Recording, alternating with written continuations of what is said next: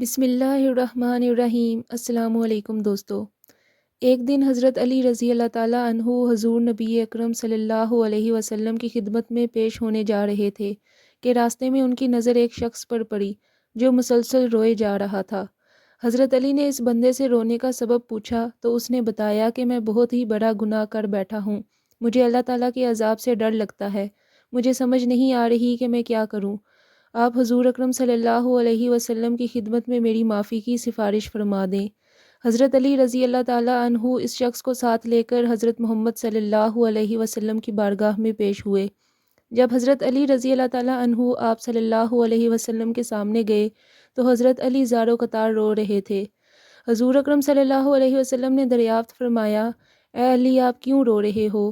حضرت علی رضی اللہ تعالیٰ عنہ نے فرمایا کہ اے اللہ کے نبی صلی اللہ علیہ وسلم، میں آپ کے پاس آ ہی رہا تھا کہ راستے میں ایک شخص کو بہت ہی زیادہ روتے ہوئے دیکھا تو اس کی حالت دیکھ کر مجھے بھی رونا آ گیا۔ حضرت محمد صلی اللہ علیہ وسلم نے پوچھا وہ شخص کہاں ہے؟ آپ نے عرض کیا کہ وہ شخص باہر ہی کھڑا ہے۔ حضور اکرم صلی اللہ علیہ وسلم نے اس شخص کو اندر آنے کی اجازت دی تو وہ بندہ آپ صلی اللہ علیہ وسلم کے سامنے پیش ہو کر اتنا رویا کہ رسول اللہ صلی اللہ علیہ وسلم نے اس بندے سے پوچھا، اے نوجوان کیا ہوا؟ تم اتنا کیوں رو رہے ہو؟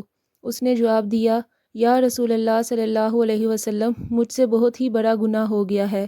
آپ صلی اللہ علیہ وسلم نے فرمایا، مجھے یہ بتاؤ کہ تیرا گناہ بڑا ہے کہ اللہ تعالیٰ کی رحمت بڑی ہے؟ اس بندے نے عرض کیا، میرا گناہ بڑا ہے۔ پھر آپ صلی اللہ علیہ وسلم نے فرمایا کہ تیرا گناہ بڑا ہے کہ خدا کی قدرت بڑی ہے؟ اس نے عرض کیا، میرا گناہ بڑا ہے۔ حضرت محمد صلی اللہ علیہ وسلم نے فرمایا کہ کیا تو نے شرک کا ارتکاب کیا ہے؟ بندے نے عرض کیا کہ میں نے شرک کا ارتکاب نہیں کیا۔ حضور اکرم صلی اللہ علیہ وسلم نے فرمایا، کیا تو نے کسی بندے کو قتل کیا ہے؟ اس نے کہا کہ میں نے کسی کو بھی قتل نہیں کیا۔ حضور اکرم صلی اللہ علیہ وسلم نے فرمایا کہ پھر تم نے کون سا ایسا گناہ کیا ہے جس کی وجہ سے تم اتنا زیادہ رو رہے ہو؟ پھر اس شخص نے اپنا سارا قصہ سنایا۔ اس نے کہا، یا رسول اللہ، میں کئی سالوں سے کفن چوری کر رہا ہوں۔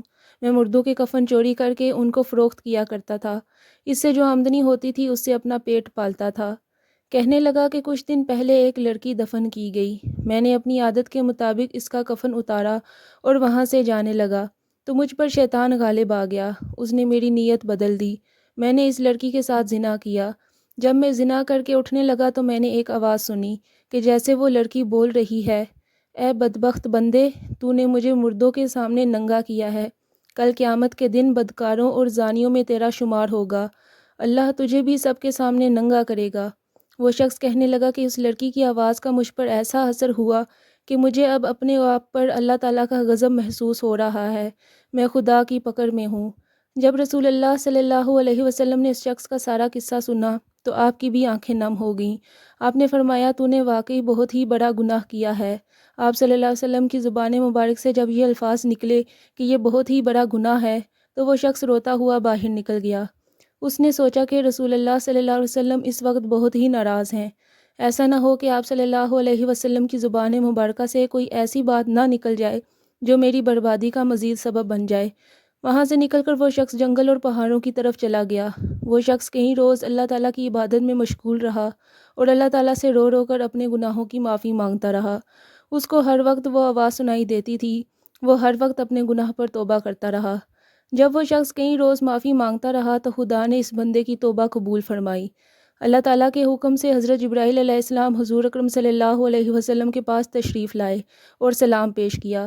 حضرت جبرائیل علیہ السلام نے فرمایا، اے اللہ کے رسول صلی اللہ علیہ وسلم، اللہ تعالیٰ نے فرمایا ہے کہ مخلوق کو پیدا کرنے والا، رزق دینے والا اور اپنی مخلوق کو معاف کرنے والا میں ہی ہوں۔ میں نے اس نوجوان کی توبہ قبول فرما لی ہے اور اس کے سارے گناہوں کو معاف فرما دیا ہے۔ پھر اللہ کے رسول صلی اللہ علیہ وسلم نے ایک صحابی کو اس شخص کے پاس بھیجا کہ اس شخص کے پاس جا کر اس کو یہ بتاؤ کہ اللہ تعالیٰ نے تیری توبہ قبول فرما لی ہے، اللہ تعالیٰ تیرے سب گناہوں کو معاف کر دیا ہے۔